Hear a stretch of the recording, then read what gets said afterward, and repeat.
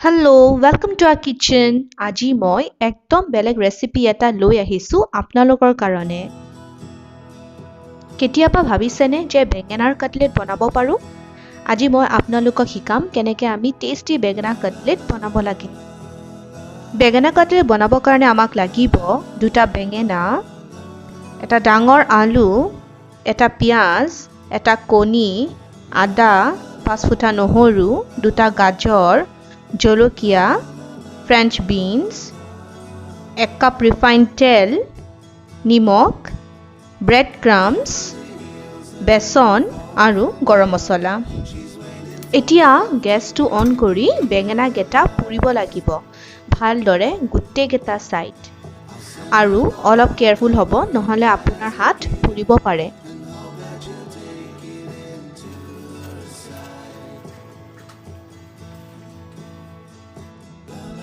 বেঙেনাকেইটা ভালদৰে গোটেইকেইটা ছাইড পুৰা পাছত এখন প্লেটত ৰাখি দিব আৰু পুৰি যোৱা বাকলিখিনি ভালদৰে এৰাই ল'ব এনেকৈ। আৰু ছাইডত চচপেনটো পাতি আলুখিনি বইল কৰি ল'ব।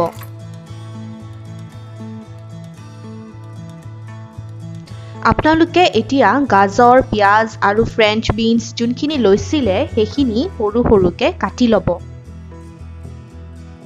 মই চপাৰ মেচিনতে কাটি ল'লোঁ, আপোনালোকেও ব্যৱহাৰ কৰিব পাৰে। বহুত কম সময়ত আৰু সহজতে হৈ যায়। এয়া চাওক, মই এনেদৰে চব্জিখিনি কাটি ল'লোঁ।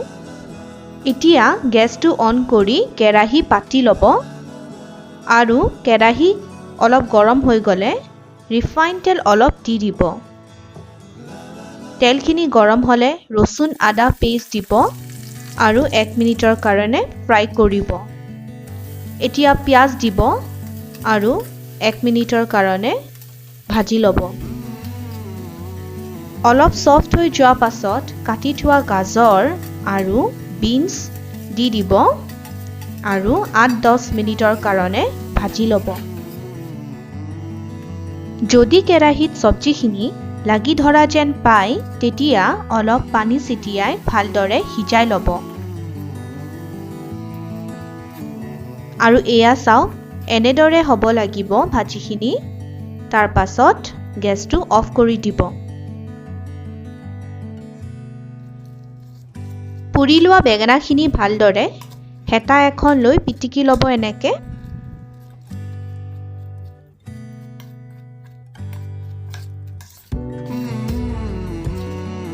এতিয়া বইল কৰি থোৱা আলুখিনি দি আকৌ ভালকৈ চব পিটিকি ল'ব।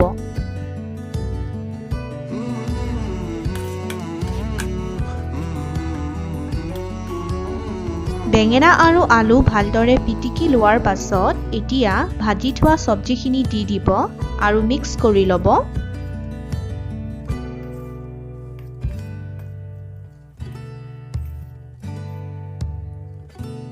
গৰম মছলা দি দিব 1 চামুচ আৰু 1 চামুচ নিমখ দিব।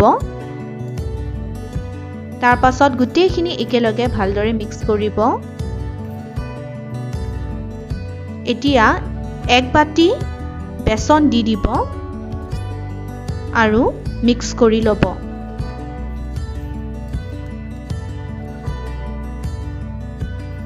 এতিয়া এটা কণী লৈ ভালদৰে ফেটি ল'ব। মিক্সচাৰখিনি ভালদৰে মিক্স কৰাৰ পাছত কাটলেটৰ শ্বেপ দি ল'ব। আপুনি যিকোনো শ্বেপ দিব পাৰে নিজৰ পচন্দৰ। আপোনালোকে মই দিয়া শ্বেপৰ কাটলেটো বনাব পাৰে। কাটলেটৰ শ্বেপ দিয়াৰ পিছত ফেটি লোৱা কণীৰ ওপৰত লেটিয়াই ল'ব এনেকৈ আৰু ব্ৰেড ক্ৰাম্বছৰ গুড়িখিনি সানি ল'ব।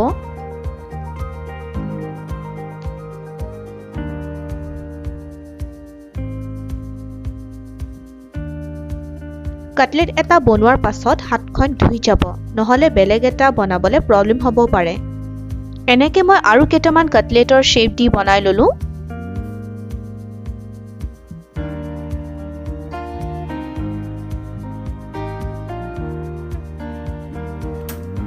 কাটলেটখিনি দিয়াৰ পিছত গেছটো অন কৰি কেৰাহীটো পাতি দিব। কেৰাহীটো গৰম হোৱাৰ পিছত 1 কাপ ৰিফাইন তেল দি দিব আৰু কাটলেটখিনি ভালদৰে ফ্ৰাই কৰি ল'ব